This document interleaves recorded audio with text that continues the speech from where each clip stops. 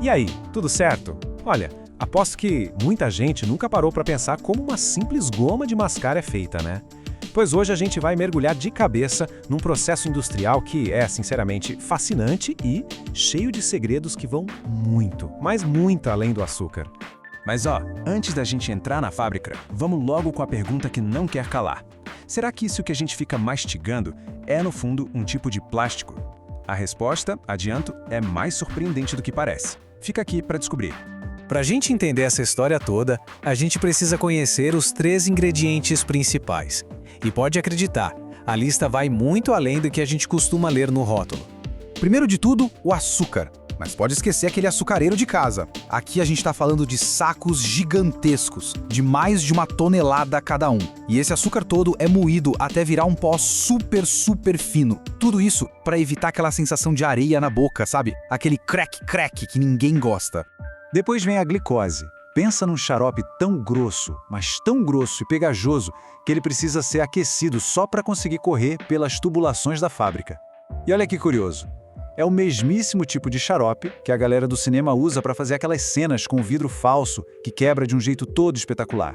E agora, o grande segredo, o coração de tudo, a goma base. Pensa nela como uma resina sintética, sabe? Algo criado em laboratório para dar aquela elasticidade toda, basicamente para imitar as propriedades da borracha. Então, vamos lá respondendo à pergunta do começo. A fonte é bem direta. Olha só. Tecnicamente é um tipo de plástico comestível? Exatamente. Pois é isso mesmo. Basicamente a gente mastiga um polímero sintético.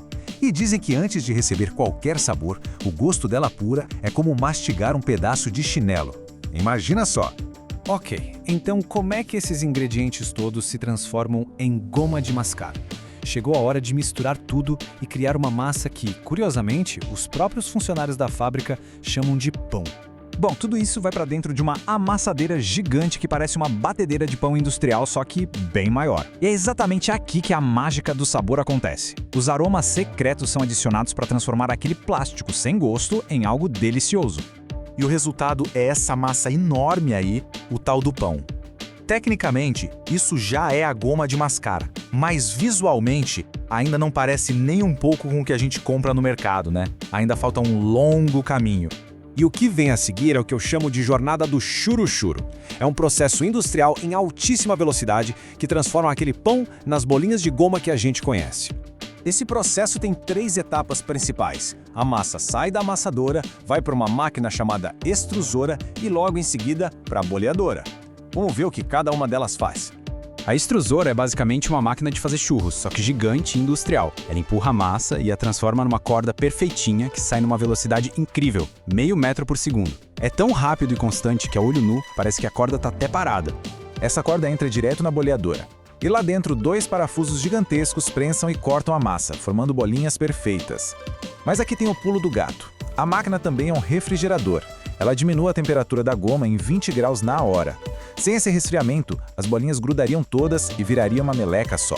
Agora a velocidade diminui um pouco, tá? A gente entra nas etapas de acabamento que são bem mais delicadas, mas são cruciais para dar à goma aquela textura e aparência que a gente espera.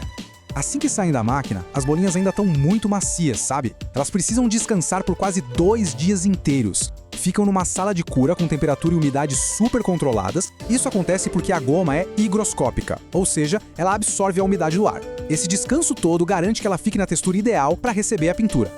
E a transformação é inacreditável. As bolinhas entram na próxima etapa assim, branquinhas, sem graça, e saem desse jeito. Vibrantes, coloridas, brilhantes, parecem até umas bolinhas de tênis em miniatura.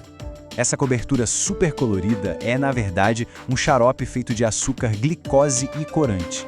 Ele é aplicado bem devagarzinho, num processo que é quase artesanal, enquanto as gomas ficam girando sem parar para garantir que cada uma receba uma camada perfeita e uniforme.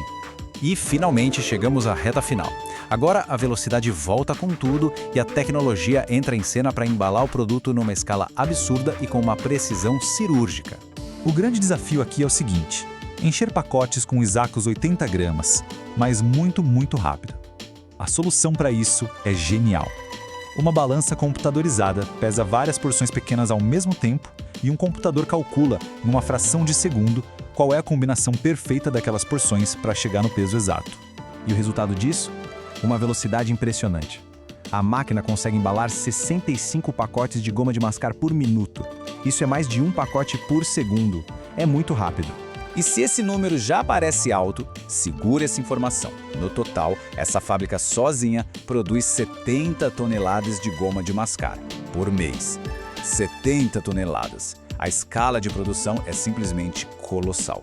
E tudo isso faz a gente pensar, né? Se a goma de mascar é, na essência, um tipo de plástico comestível, quantos outros segredos industriais como esse estão escondidos bem na nossa frente nos produtos que a gente consome todo dia? Fica aí a reflexão. E olha, se curtiu descobrir esse processo, já sabe o que fazer, né? Deixa o like, compartilha com quem adora uma goma de mascar e, mais importante, comenta aqui embaixo qual outro produto a gente deveria investigar por dentro.